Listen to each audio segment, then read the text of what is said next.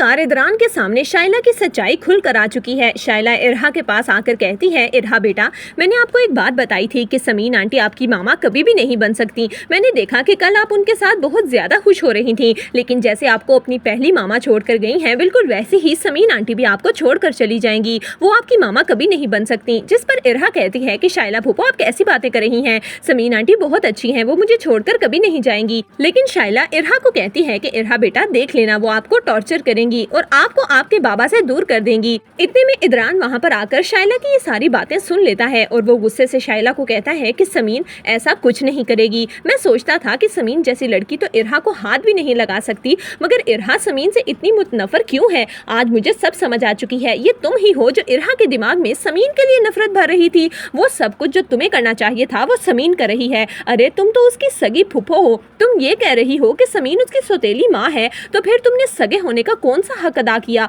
अब मैं तुम लोगों को इस घर में एक मिनट भी नहीं रहने दूंगा। कमाल और तुम अपना बोरी बिस्तरा बंद करो और यहाँ से निकल जाओ। जिस पर शाइला कहती है कि मैं यहाँ से कहीं नहीं जाऊंगी, ये मेरा भी घर है। लेकिन इदरान गुस्से से कहता है कि खबरदार, ये तुम्हारा नहीं बल्कि मेरा घर है, तुम अपने शोहर के घर में जाकर रहो। जिस पर शाइला कहती है कि ठीक है, मैं इस घर से चली जाऊंगी, लेकिन पहले मुझे मेरा हिस्सा चाहिए। इदरान जैसे ही ये सुनता है, उसके पैरों के नीचे से तो जमीन ही निकल जाती है। वो गुस्से से शाइला को कहता है कि मैं समझ रहा हूँ, ये सारी की सारी पट्टी तुम्हें कमाल नहीं पढ़ाई है ना, लेकिन मैं तुम्हें बता दूं कि मैं इस घर को कभी भी नहीं बेचने वाला। इदरान इरहा से पूछता है कि मुझे साफ साफ बताओ, क्या शाइला फूफो पहले भी इस तरह की बातें कर चुकी हैं? जिस पर इरहा कहती है कि जी, शाइला फूफो ने पहले भी मुझसे इस तरह की बातें की थी। वो समीन आंटी को अच्छा नहीं समझती, वो बार बार मुझे यही कहती हैं कि वो भी मेरी मामा की तरह मुझे छोड़ जाएंगी। जिस पर इदरान कहता है कि इरहा, ये बहुत बुरी बात है। समीन आंटी आपका कितना ख्याल रखती हैं, वो आपके साथ कितना एंजॉय करती हैं। कल आपकी बर्थडे भी उन्होंने कितनी अच्छी तरह से सेलिब्रेट की। आपको भी चाहिए कि आप उनकी बात माना करें। शाइला फूफो की बातों पर ध्यान देने की कोई जरूरत नहीं।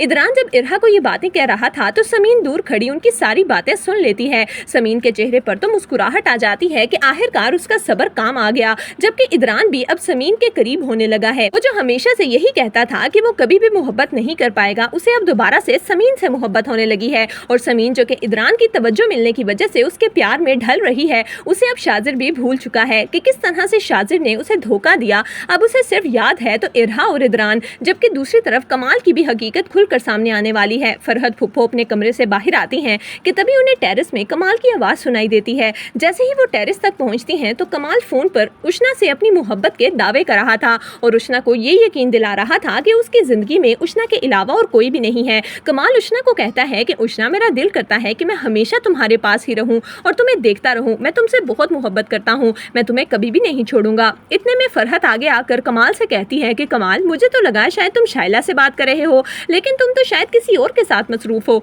जिस पर कमाल काफी ज्यादा घबरा जाएगा और फरहत के सामने झूठ बोलेगा और कहेगा कि मैं तो किसी से बात नहीं कर रहा, आपको कोई गलतफहमी हुई है। ये कहकर कमाल अपने कमरे में चला जाएगा। लेकिन अब फरहत बहुत अच्छे तरीके से जानती है कि शाइला जो इदरान और समीन के घर को खराब करने की कोशिश कर रही है, उसका तो अपना घर ही सूली पर टंगा हुआ है। तो दोस्तों, आपको इदरान और समीन की केमिस्ट्री कैसी लग रही है? हमें अपनी राय कमेंट्स में जरूर दीजिएगा।